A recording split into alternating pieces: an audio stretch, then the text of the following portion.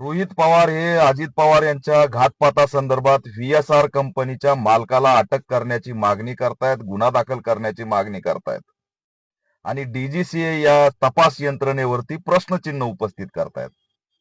आश्चर्य याचं वाटतंय की याच्यात भाजपाचा प्रवक्ता नवनाथ बन हा उत्तर का देतोय? ते भातखळकर उत्तर का देतोय? याच्यात भाजपाच्या पक्षाच्या प्रवक्त्याचा रोल काय? या बनला उत्तर देण्याचं कारण काय? चोराच्या मनात चालणं हेच असणार याच्यातून दिसतंय. व्हीएसआर कंपनीचा मालक जर उचलला आणि त्याचा जर चांगला तपास केला तर बीजेपीचं कोणतं भांड उघडं पाडणार आहे याची भीती नवनाथ बन आणि भातखळकरला वाटायला लागली. कुठंतरी व्हीएसआर कंपनी पशे काहीतरी लपलंय आणि याच्यामध्ये व्हीएसआर कंपनीचा मालकाला अटक केल्याशिवाय त्यात आता पर्याय नाही.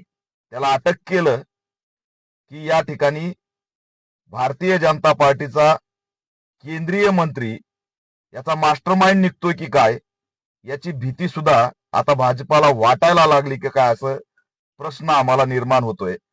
कारण अजित पवार यांच्या घातापाताची चौकशी करा म्हटलं, व्हीएसआर कंपनीच्या मालकाला अटक करा म्हटलं की बीजेपी का उत्तर देते हाच सर्वात मोठा प्रश्न आहे.